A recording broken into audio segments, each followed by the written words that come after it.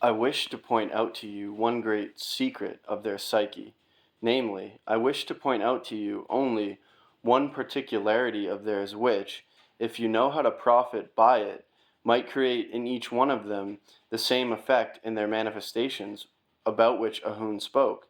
If you will act upon them through this same particularity, then you will not only be on very good terms with them all, but even, if you wish, you will be able, knowing this secret of their psyche, fully to ensure your tranquil and happy existence there, both as regards money, necessarily required there, and as well as other conveniences, the taste and blissful significance of which our dear teacher expressed by the words roses, roses.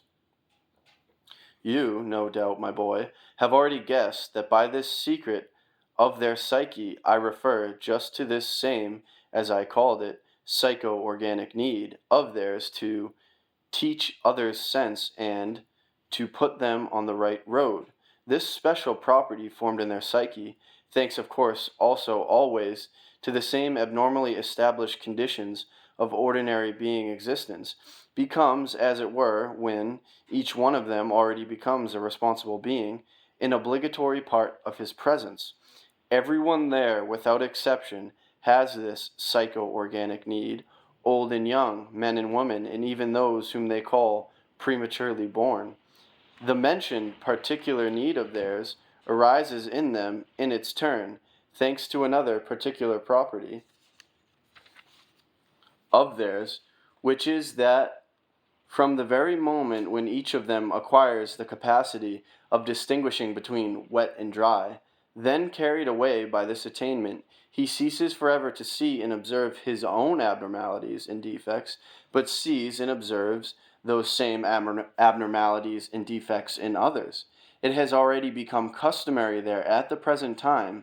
that all your favorites always teach others like themselves even things the notion of which they have not even dreamed of. And the joke of it is that if these others do not learn from him, or at least do not pretend that they wish to learn, then they are not only offended, but even always inwardly very sincerely indignant. And on the contrary, if one of these others should learn sense from them, or at least pretend that he is very anxious to learn it, then these beings will not only love and respect him, but will feel fully satisfied and greatly delighted.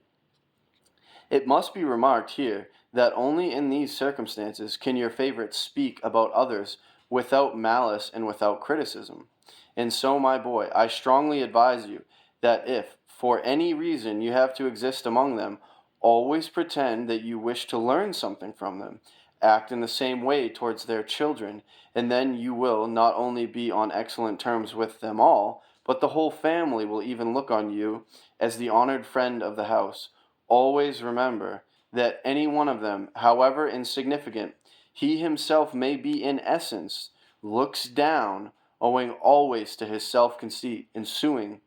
from this particular property,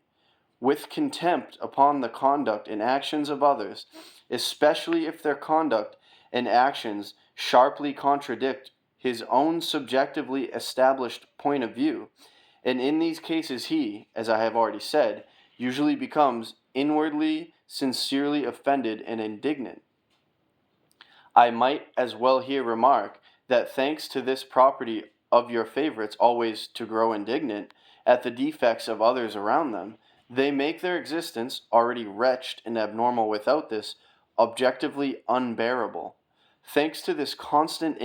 indignation, the ordinary being existence of these unfortunates flows almost always with unproductive, what are called moral sufferings, and these futile moral sufferings of theirs continue, as a rule, by momentum to act for a very long time on their psyche, so to say, semze kionali, or, as they would say there on your planet, depressingly. That is, they ultimately become, of course, without the participation of their consciousness,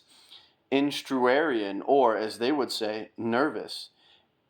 And then they become, in the process of their ordinary being existence, completely uncontrolled, even in those being manifestations of theirs, which have nothing in common with the primary causes which have evoked this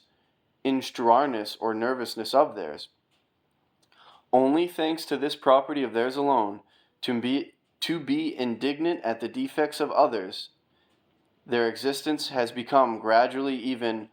arch-tragic comic.